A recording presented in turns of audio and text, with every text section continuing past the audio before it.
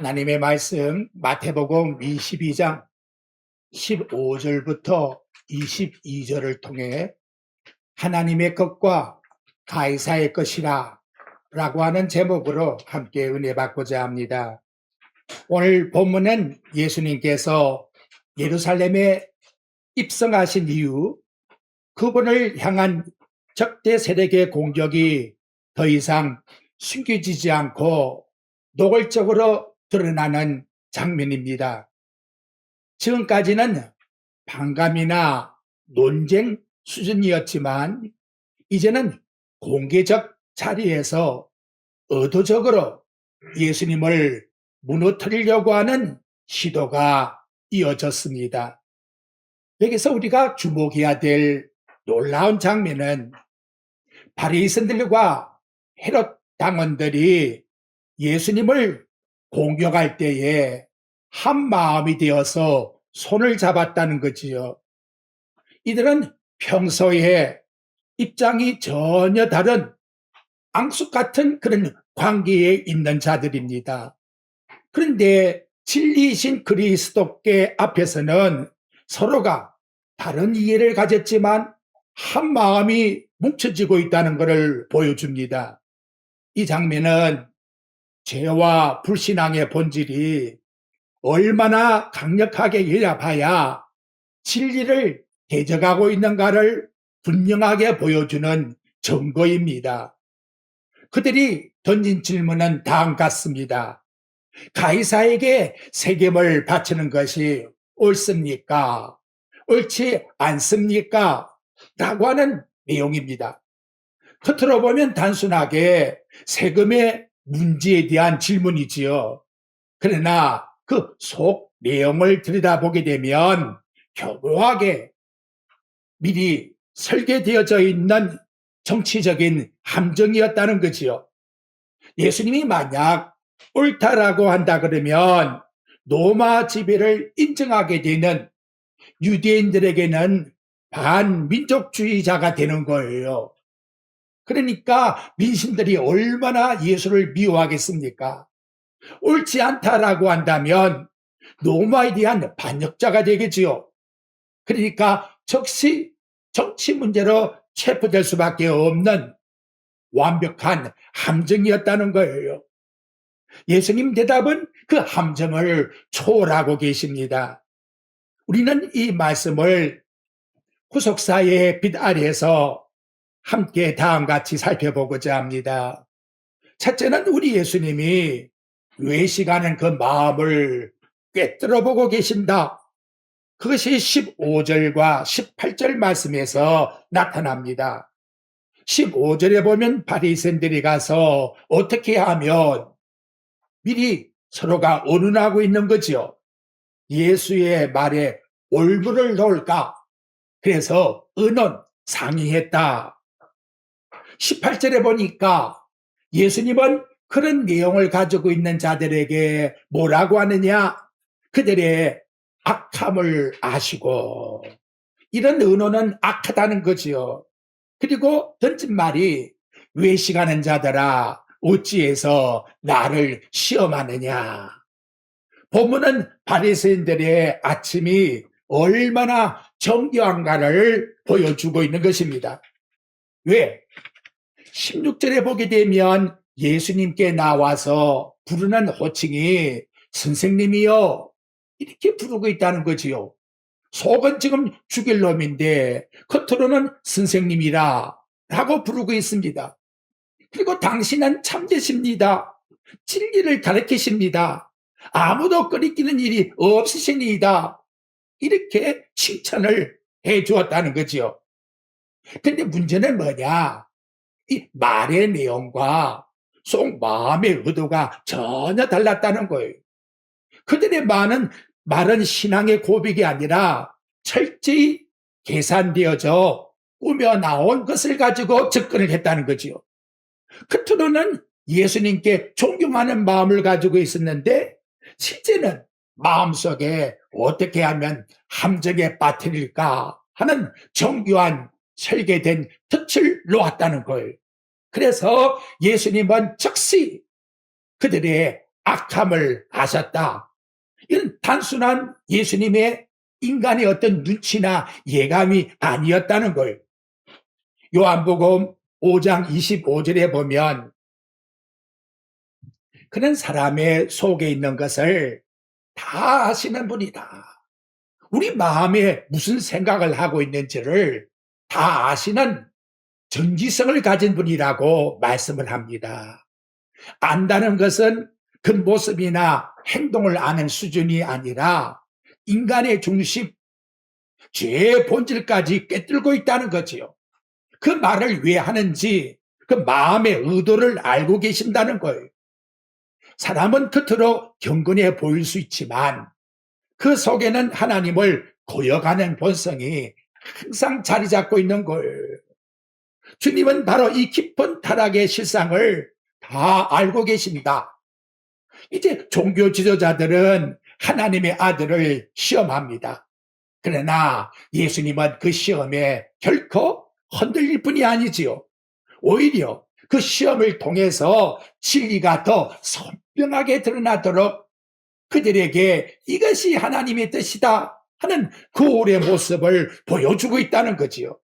그래서 예수님이 18절에 외식하는 자들아 라고 말씀하는 것은 정죄를 버리기 위함이 아니라 그들로 하여금 너희들이 나에게 대해서 하고 있는 그 자체가 어떤 모습인가 하는 거에 실상을 보여주는 마치 거울 같은 그런 모습을 드러냈다는 거지요.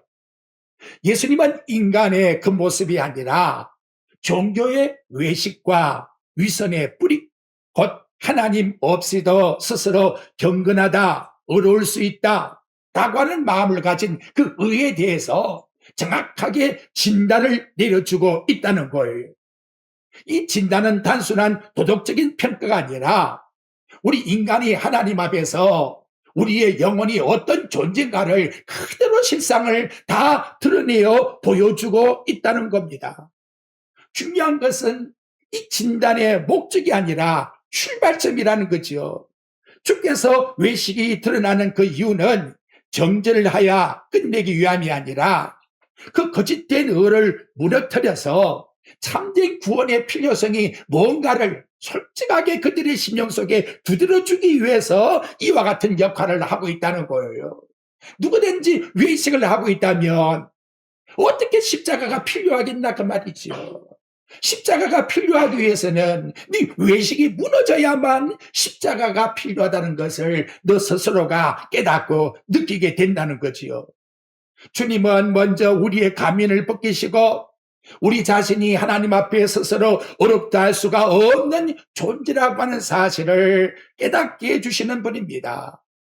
참된 왕이신 예수님은 우리의 가장 깊은 내면을 보시고 그럼에도 불구하고 우리를 구원하기 위해서 이 땅에 오셔서 우리 인간의 힘으로 안 되니까 우리 예수님 스스로 내어줌이 되어서 십자가에 돌아가심으로 완전히 우리 인간의 구원을 성취시켜 주신 분이라고 일러주고 있는 것입니다.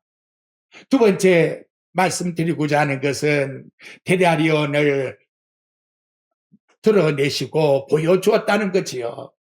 그것은 형상과 소유권이 누구 거냐라고 하는 진실된 진리를 드러내는 것과 같은 겁니다. 19절 세금 낼 돈을 내게 보이라 하시니 데나리온 하나를 가져왔거늘 예수께서 말씀하시되 이 형상과 이 글이 누구의 것이냐. 예수님의 대답 방식에 주목하십시오. 그분은 즉시 논쟁을 하려고 하지 않습니다. 동전을 요청하고 있지요. 그리고 질문으로 확인시켜주고 있다는 거예요. 이 형상과 이 글이 누구의 것이냐? 단순한 그런 질문이 아니고 이 동전의 본질적 소유가 누구 것이냐? 라고 하는 것을 물어보고 있는 겁니다. 예수님이 보이는 동전의 이 사건을 통해서 더 보이지 않는 본질의 질문을 던지고 계시는 거지요. 당시 데나리온에게는 로마 황제의 형상이 앞면에 그려져 있고 또 글이 적혀 있는데 신의 아들이라, 즉 신의 신성, 모독적인 문구가 거기 새겨져 있다는 거지요. 유대인들이 볼 때에는 단순한 화폐가 아닙니다. 우상 숭배와 정치적 억압을 상징해주는 그런 돈과 마찬가지지요. 여러분, 성전에 들어가서 어떻게 합니까? 하나님만이 나의 신이라고 하는데 데라리온이라고 하는 그 동전 속에 로마 신이 신이다, 로마 황제가 신이다, 그걸 하나님께 어떻게 바칠 수 있단 말이에요. 양심적으로 이게 얼마나 마음의 교차가 불편했겠나 이 말이에요. 바로 그런 상황 속에 있었다는 것을 보여주는 거지요. 종교적으로 큰 거부감을 일으키고 있다는 것이 당시 유대인들의 공통적인 마음이었다는 겁니다. 예수님은 이 동전을 가리키며 핵심적인 질문을 던집니다. 형상이 누구 것이냐? 그것은 소유권에 대한 질문이에요. 우리는 이 문제 앞에서 자연스럽게 창세기 1장 26절과 27절의 말씀이 떠오르게 됩니다. 하나님이 이르시되 우리 형상을 따라 우리 모양대로 우리가 사람을 만들고, 하나님이 자기 형상을 따라 저와 여러분을 만드셨다. 그래서 하나님의 형상대로 우리 인간을 창조하셨다라고 말씀하고 있습니다. 동전에 황제의 형상이 새겨져 있다면 그 동전은 누구 거예요? 가이사 황제 거지요. 그렇다면 하나님의 형상이 새겨져 있는 저와 여러분은 누구 것이 되어야 되겠나 이 말이에요. 인간은 하나님의 형상을 따라 지음받은 존재입니다. 그런데 바로 이 시점에서 예수님은 놀라운 방식으로 접근해 나가고 있는 거지요. 대답이 뭐냐? 가이사 것은 가이사에게. 그 동전에 누구 형상이 있느냐? 로마 황제의 형상이 있으면 로마 황제 것 주면 될 거 아니냐? 그런데 우리는 하나님의 형상을 가졌기 때문에 누구 것이다? 하나님의 것이다. 이걸 분명하게 선을 그어주고 있다는 거지요. 단순한 종교 분리가 아니라, 세금의 문제 해결이 아니라 너 자신이 지금 누구의 소유권이냐? 그걸 인정하라고 말씀하고 있습니다. 세금을 내느냐 안 내느냐 그 문제가 아니라 그 동전을 통해서 너는 너 소유권이 누군가 한번 확인해 보라. 그래서 동전에 황제의 형상이 새겨져 있다면 그 동전은 누구 거? 황제 거. 그렇다면 하나님의 형상으로 창조된 인간은 누구 것이냐? 인간은 하나님의 것이다. 그걸 분명하게 스스로 대답하게끔 만들어주고 있다는 거지요. 동전에는 가이사의 형상이 있다. 그러나 우리 인간은 하나님의 형상이 새겨져 있어 죄로 인해 형상이 왜곡된 뿐이지, 인간은 하나님 앞에서 온전하지 못한 상태에 있을 뿐이지, 결국 우리 인간이 어그러졌고 잘못되어 있으니까 구원의 필요성을 느꼈기 때문에 내가 그걸 해결해 주기 위해서 이 땅에 오신다다. 이걸 드러내어서 일러주고 있는 것입니다. 예수님은 단순하게 세금을 내느냐 안 내느냐 이런 문제를 해결해 주기 위해서 이 말씀하는 것이 아니라, 어그러지고 잘못되어 있는 우리 인간의 형상이 하나님 앞에서 타락되어 있기 때문에 이걸 돌이킬 수 있는 자는 바로 나다. 나 외에는 절대로 이 문제를 해결할 수가 없는 유일한 구원자다. 그것을 드러내기 위해서 이 말씀을 해주고 계신다는 겁니다. 사건을 연결해 보십시오. 외식하는 자는 자기 의에 갇힌 자입니다. 십자가가 안 보여요. 사람의 속을 아는 우리 주님, 타락의 인간의 본질을 그대로 폭로시켜주고 있습니다. 대량의 형상의 질문, 소유권에 대한 질문으로 결론은 인간은 하나님께 속한 자라는 것을 분명히 알아야 된다라고 말씀합니다. 그래서 십자가에 돌아가는 이유가 말하지 않아도 자연스럽게 드러나게끔 예수님께서 이 말씀으로 일러주고 있는 것입니다. 이 형상이 누구 것이냐? 하나님의 것이냐? 너희의 것이냐? 만약 인간이 새겨진 형상이라면 당연히 인간 것이지. 그러니까 황제의 것이고, 너희는 하나님의 형상이 새겨져 있으니 당연히 우리는 하나님의 것이다. 그걸 인정하라고 말씀해 주고 있는 것입니다. 자, 그러면 우리 세 번째로 말씀드리고자 하는 것은 가이사의 것과 하나님의 것을 21절에서 말씀하는데, 이 말씀의 내용은 동시에 가장 많이 오해되는 중에 하나로서 사람들은 종교는 종교, 정치는 정치, 마치 분리주의시키는 그런 의미에서 이 말을 자주 사용하고 있습니다. 그런데 본래의 의미는 그런 뜻이 아니라는 것이요. 가이사 것은 가이사에게, 예수님은 로마의 제국의 현실을 부정하면서 그렇게 말하는 것이 아니에요. 세금 내는 것 가능하다는 거지요. 그래서 바울은 로마서 13장 1절에서 말해요. 각 사람은 위에 있는 권세에게 복종하라. 권세는 하나님부터 나지 않음이 없나니. 하나님 백성은 이 땅의 질서 안에서 살아가야 될 책임이 있는 시민이라는 것을 일러주고 있습니다. 로마 황제 때에 살고 있었던 사도 베드로도 베드로전서 2장 13절과 14절에 보면 인간의 모든 제도를 주를 위하여 순종하라 라고 말씀합니다. 예수 믿는 사람은 도피하는 사람이 아니에요. 오히려 세상 한가운데에서 빛과 소금의 역할을 하라 라고 말씀하고 있는 것입니다. 그러나 여기서 중요한 것이 있습니다. 가이사의 권위는 절대적이지 않다는 거지요.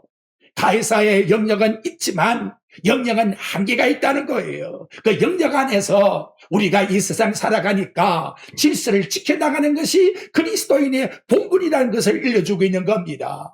만약 그 영역이 벗어나서 로마 황제가 신이다, 여기에 믿지 아니하면 너희들 죽인다 한다면 그때 바로 로마 시대 때에 순교자가 나왔다는 거지요. 그래서 중요한 것은 사람보다 하나님께 순종하는 것이 마땅하다. 이렇게 사도 베드로가 나아가서 초대교회에 사도행전 5장 29절에서 설교를 하고 있습니다. 두 번째, 하나님 것은 하나님께. 이것이 오늘 본문의 핵심입니다. 가이사 것과 하나님의 것을 나란히 놓으시지만 이 둘은 절대 대등한 것이 아니라는 거지요. 가이사 영역이 아무리 넓다고 해도 그것이 다 어디 있다? 하나님의 주권 안에 있다라고 하는 것을 말씀합니다. 하나님의 것을 하나님께 바치라고 하는 말씀, 단순하게 헌금, 종교적 의무, 이것을 요구함이 아닙니다. 네가 가지고 있는 모든 전체가 다 하나님의 것이라는 걸 인정하고 하나님을 위해서 살라는 것. 로마서 12장 1절에 말씀합니다. 너희 몸속에 영혼도 있잖아요. 하나님이 기뻐하시는 거룩한 산제물로 드리라. 이것이 영적 예배라고 일러주고 있는 것입니다. 여러분, 이 선언은 에덴 동산에서부터 시작된 하나님의 주권의 선포입니다. 내가 만물의 주인이다. 이 땅에 너희는 청지기다. 청지기는 당연히 주인에게 모든 걸 다 드리는 것이다. 너는 너 것이라 하지 말고 주인 것이라 고백해라 라고 일러준 것이지요. 근데 인간이 범죄하고 나니까 우리가 힘이 있다, 능력이 있다. 그래서 드러난 사건이 바로 바벨탑이라고 하는 하나님을 대항하는 사건이 드러나게 되었다는 거예요. 사도 바울은 고린도전서 6장 19절과 20절에서 일러주고 있습니다. 너희 몸은, 저와 여러분의 몸은 하나님께로 받은 바, 내가 우연히 나온 게 아니에요. 하나님께서 나를 세상에 태어나게끔 주셨다는 거예요. 그래서 우리 안에 성령이 계시게 되었다는 거지요. 이것은 너희 자신의 것이 아니라 값으로 산 것이 되었으니 너희 몸이 하나님께 영광을 돌려드리기 위해서 하나님이 아들을 십자가에 죽이시고 성령을 보내주어서 우리를 하나님의 자녀로 삼으신 하나님의 아들 양자가 되었다 라고 말씀해 주고 있다는 것이지요. 값으로 샀다는 것은 지불했다, 즉 후속했다는 거예요. 무엇이 하나님 아들이 십자가에 죽으신 그 보혈이 우리 죄악을 대신해서 내어주심으로써 우리는 하나님의 것에 하나님의 소유가 되었다라고 우리에게 말씀을 해주고 있는 것입니다. 하나님의 것을 하나님께 바치라. 도덕적인 권면이 아니라 이 세상 살아가는 모든 하나님의 백성에게 대한 정체성에 대한 선언을 일러주고 있는 겁니다. 여러분, 우리는 지난 한 주간도 이 두 가지의 긴장 속에서 얼마나 다투었습니까? 나는 하나님의 것인데 자꾸 한쪽에서 너는 세상 것이야. 세상이 얼마나 좋으냐. 이것 때문에 인간은 마음속에서 자꾸 다투는 거예요.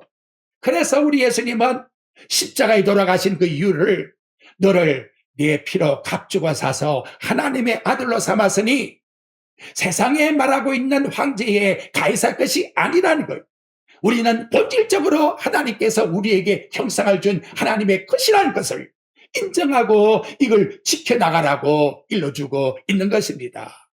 다음 여러분 22절에 보니까 그 반응이 어떠하냐. 그들이 이 말씀을 듣고 놀랍게 여겼으면 여러분, 이 시간도 하나님의 진리의 말씀을 놀랍게 여겼으면 예수님께 가까이 나가야지요. 그런데 그 다음 무슨 말이 나오지요? 떠나가니라. 떠나가 버렸다는 거예요. 참 의미심장한 말씀입니다. 완벽하게 함정을 준비했던 사람들이 예수님의 그 대답을 듣고는 놀랍게 여겼다는 거예요. 놀랍다고 하는 이 다오마조라고 하는 단어는 단순한 놀림이 아닙니다. 예수님이 기적을 했을 때에 안진병이를 일으키고 죽은 자를 살렸을 때에 그 사람들이 경외하는 그 놀라움, 그과 똑같은 단어를 쓰고 있어요. 경탄하는 반응을 그들이 일으켰다는 거예요. 예수님의 지혜가 단순한 인간의 수준이 아니라는 거예요. 분명히 인식했다는 거지요. 얼마나 저분이 지혜의 왕인가를 인식했다는 거예요. 여기서 여러분, 진정 구속사의 비극이 드러나고 있는 겁니다. 인간은 진리를 이해할 수는 있지만 진리에 복종하지 않는 존재라는 것, 얼마나 무섭습니까? 이 시간도 하나님의 설교 말씀을 내가 인정은 하지만 나는 거기에 복종할 수가 없어. 이거 얼마나 무슨 함정이냐 이 말이죠. 놀라운 것은 경탄은 하는데 뭐가 없다? 믿음이 없다는 거지요. 그것은 그 말씀에 대한 순종이 없다는 거예요. 타락한 인간의 본질이 그대로 드러나고 있다는 거지요. 예수님의 말씀과 지혜는 그들의 입을 막았지만 예수님도 그 마음은 막지를 못했어요. 인간의 자유의 의지의 마음을 꺾지를 않고 있다는 거지요. 지식이 부족함이 아니라 마음의 왕과. 여러분, 그러니 진짜 우리에게 복이 뭡니까? 예수님 순종하겠습니다. 내 자신을 완전히 낮추는 거. 이게 얼마나 하나님께 받은 큰 복인가를 우리 절실히 하나님께 감사해야 돼요.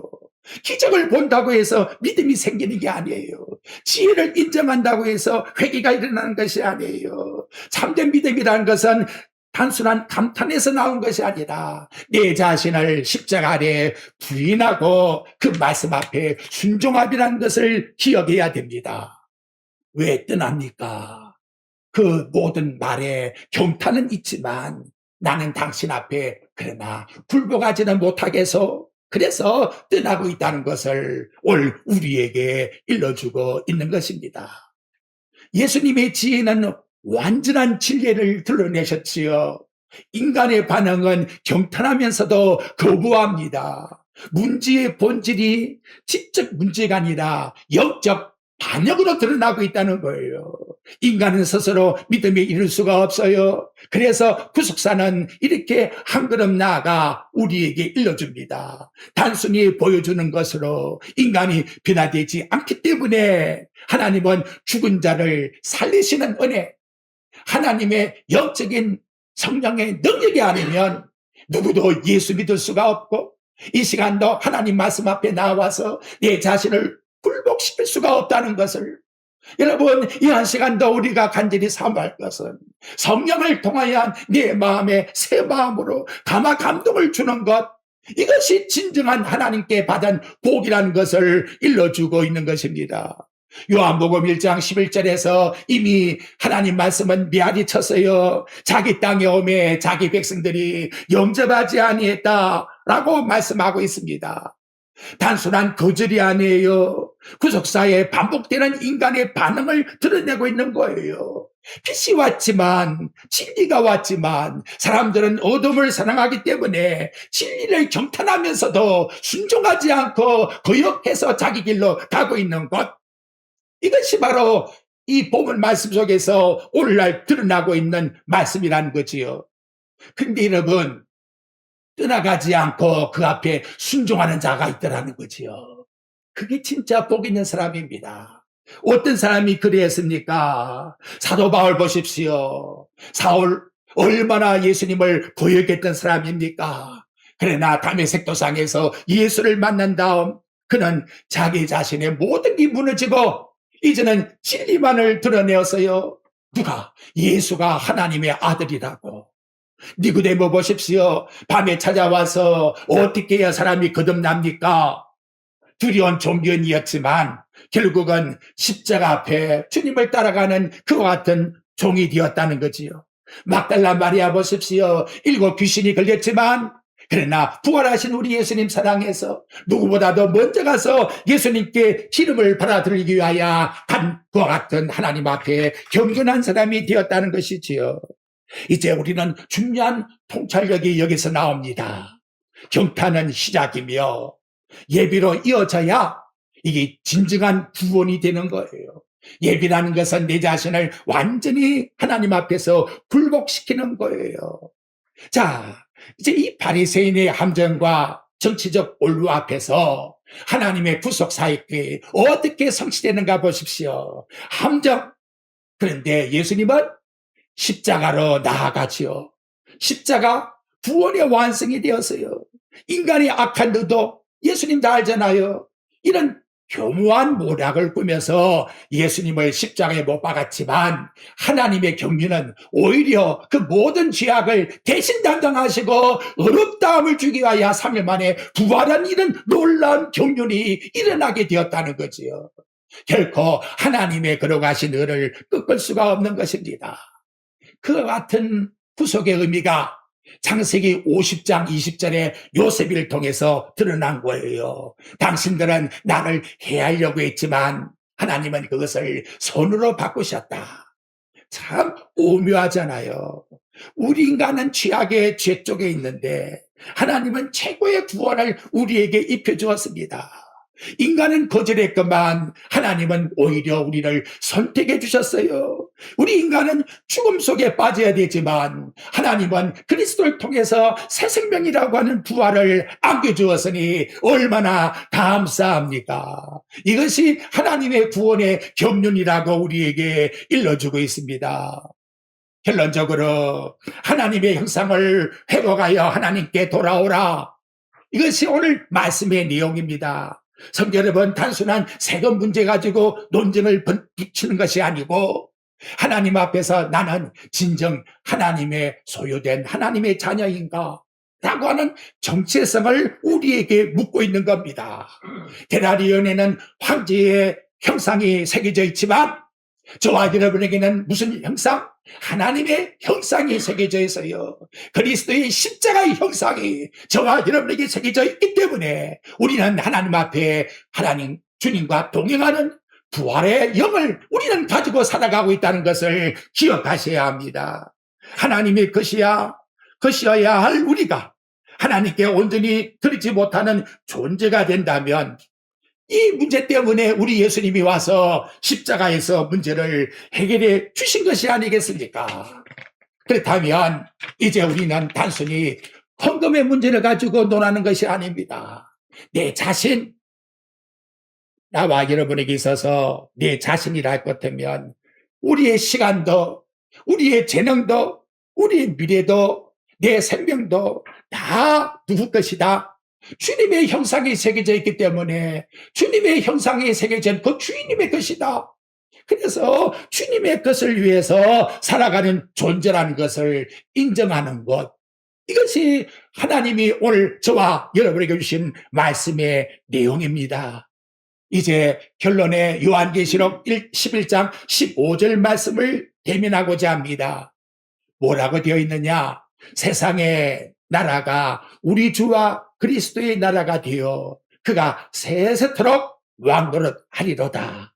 여전히 지금은 가이사의 시대, 황제의 시대, 인간 정치를 가지고 식으로 다스리는 시대 속에 살아가고 있지만, 그러나 결국에 가서는 영원한 나라 앞에서 완전히 다 굴복되고 만다. 흡수되고 만다. 그 나라는 영원한 나라요. 이 땅에 오실 예수 그리스도의 나라라. 이걸 우리들에게 요한계시록에서 전교해 주고 있습니다. 이 땅의 나라는 변하고 사라지지만 하나님 나라는 이미 시작되었고 장차 완전히 성리될 나라이다. 그 영원한 하나님 나라의 영생을 누리는 그 생명을 저와 여러분이 예수를 믿음으로 가지고 있다. 예수의 영과 나는 하나가 되어서 살아가고 있다. 어떤 일을 하든지 나의 존재 가치는 하나님의 것이다.